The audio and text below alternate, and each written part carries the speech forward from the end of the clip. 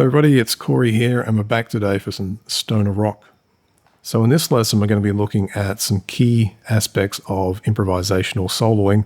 The first of these concepts we're going to look at, and it is a rhythmic concept, is beginning on the 5th bar and it repeats again in the 7th bar and then the 11th, or actually the 9th first and then the 11th. It's going to do it some more times after that, but we'll just break these up into little 8-bar bits because I want to explain these in reasonable detail. So I'm going to demonstrate this concept now with the bars that we just talked about.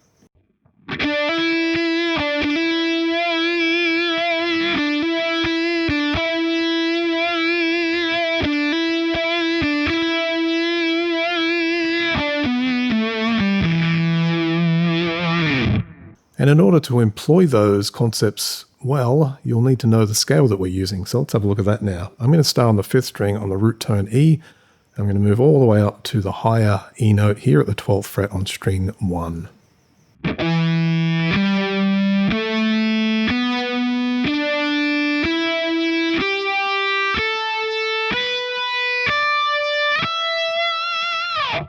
So what I did was I started outside just before the root tone on the minor 7 into the root, and then I'm just going to emphasize those two notes for the first part of that rhythm and the note selection.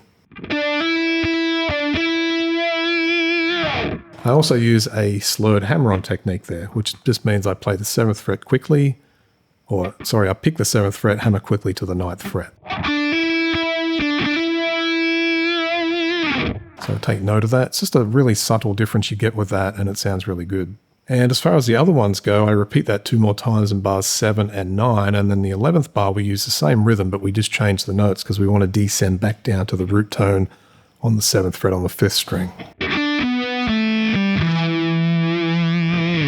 So this demonstrates that it's a good idea to resolve back to your root tone regularly, and in this case the lower root tone. It doesn't always have to be the lower root tone, but what it does give us is it gives us a nice kind of cyclical sequence through the solo. And by the end of it we've got our root tone. We started kind of near enough to the root tone, so we've got this nice cycle going on over the 8 bars. Now if we look at the bars in between those, we've got another rhythmic concept at work as well, and also a technical focus that we can have a look at. So in this case we've got 4 16th notes and 2 8th notes, and we come in on the 2nd beat of the bar. This is going to occur in the 6th, the 8th, and we've got it in the 10th. Yes, we do. So the 6th, the 8th, and the 10th bar. So let's play that a bit slower now. Bars 6, 8, and what do we got? 10. And there's going to be 2 beats in between each of those ideas. 1, 2, 1, 2, 1, 2, just a repeat of the last one. So notice that the 8th and the 10th bar are actually the same thing. And that leads us to thinking about the solo in terms of repetition. So it's a good idea to repeat at least some of the time because you're emphasizing the ideas that you're trying to get across. So when we get into the next 8 bars, we're going to employ that first rhythmic concept we looked at, only this time we're going to mix it up for each time we do it. So this time none of those bars are going to repeat, they're all going to be different. So I'm going to play that now. That'll be bars 13, 15, 17, and 19.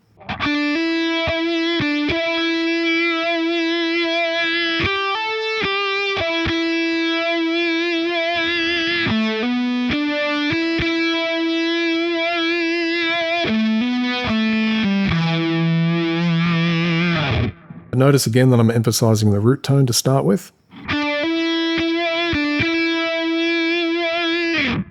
That 9th fret on the 3rd string. When I do the 2nd one, I'm going back to the root tone at the end as well. The 3rd one, same thing. And the last one. So for every 2 bars at the end, I'm resolving to the root tone. Now in between those, it gets a little bit more widdly than the previous things we were doing, so we're going to have 2 more 16th notes to do this time. In fact, it's actually 4 more 16ths. So if we look at the first one in bar 14, we're going to start on the 7th fret on the 3rd string, and the technique focus here is on the hammer-on and the pull-off. When we ascend, we're going to use the hammer-on after we pick the note on each string, and if we do a pull-off, we're going to use hammer-ons and sometimes also pull-offs going backwards through. So for example, in bar 14, coming in on the second beat. 1, 2.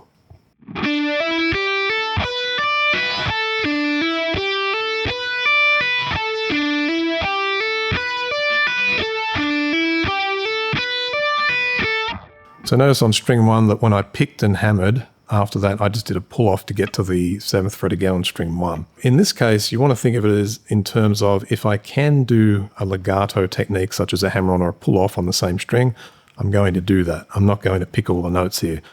You really only have to pick the first note of each string and the rest can be hammered on and pulled off. In the 16th bar, exactly the same rhythm, 2 groups of 16th notes, only the note choices here are a little bit different because we're descending back. Let's have a look at that. 1, 2.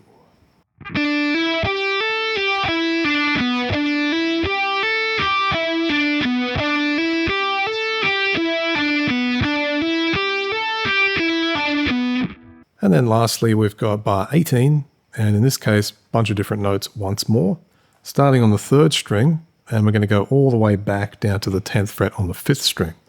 Let's try that. 1 and 2 and...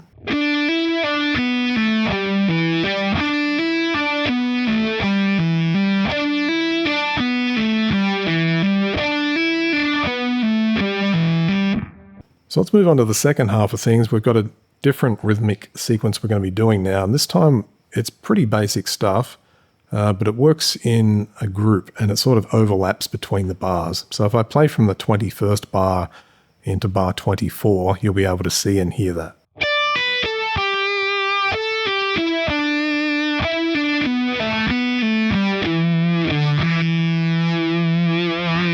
Particularly the first bit. Let's look at that again.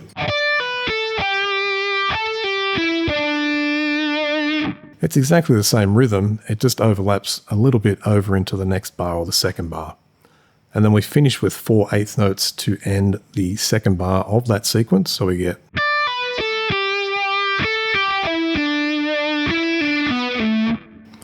And then we're going to continue through with that to resolve.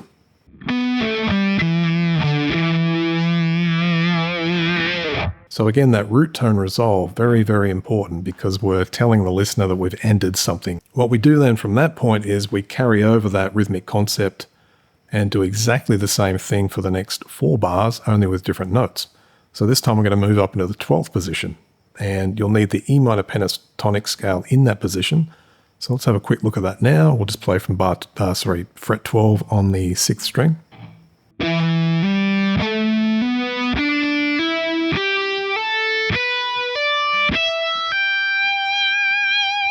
But we're going to descend back through it.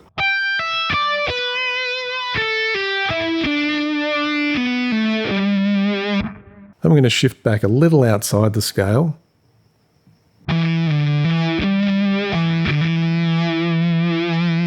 For a very standard sounding end, but again we've got that resolution to the root tone at the 12th fret this time on string 6. Also got the slurred hammer on there from fret 10 into 12. That leads us then into the melodic section where there's quite a bit of space in between all the parts. As far as like technique focus here, a lot of it is just like some slippery playing, some slides, slide-ins. To start with, you'll need the slide in. So to do that, you just want to make sure that you don't want to slide in from too far out, but you don't want to slide in from too far in either. So I'd probably go from about the 4th fret. And you also want to look at your vibrato technique. But notice that I don't do an extremely wide vibrato, and sometimes I won't even begin the note with some vibrato. I'll let it just kind of sit for a bit, and then I'll do the vibrato. Because it just builds a bit of tension there, and very useful for when you're doing solos and just want to add some dynamics into it. We've got some hammer-ons there to do as well. There's a section in the 35th bar, which is quite a long slide, so that could be a bit of an issue for some people. So let's have a bit of a focus on that. So we're going to go from 7 on 4 to 2 on 4. That puts us in the second position then. We can play the 5th and the 2nd fret. We're going to slide back up to the root tone at 7th fret on the 5th. So it's kind of like a circular idea. Let's do it again.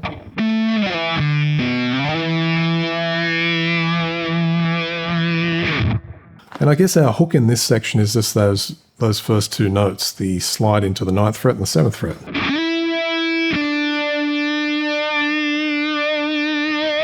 So they function as the key concept, I guess, in this case. We're then going to, in the 39th bar, just do a little bit of a legato sequence back to the root tone again. And a little bit of a tricky bit, then we've got the 8th note triplets. So the triplet just means we're going to play 3 8th notes per beat, or 3 of the 8th notes within the space of 2 of them. Let's have a repeating practice of the triplets in bar 41, and we'll be resolving to the 7th fret on the 5th string. I'm going to repeat that a few times. After 2, 1, 2.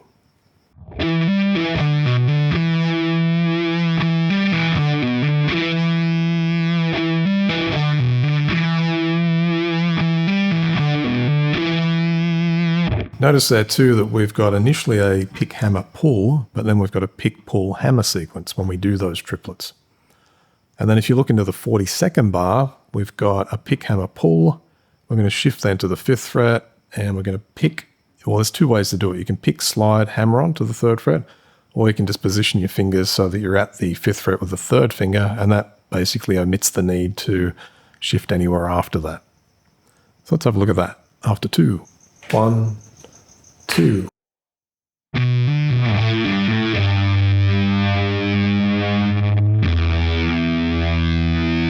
And there's a quarter note bend after that, you would have noticed. So what you want to do with that is you want to make sure that you bend very slowly up to that note. It's indicated in the transcription on the 2nd beat. And we're ending really straightforwardly, just with the -7 into the root tone. So this section is actually pretty easy to do, more of a melodic section to finish things off. And hopefully these concepts have given you some enlightenment on how to approach a stoner rock solo, but these can be applied to any style of music. You just generally want to make sure you've got some dynamics and some different techniques that you're using, and make sure that you vary up your notes a little bit, emphasize the root tones, have fun with it, and I'll see you soon for the next lesson. So until then, bye for now.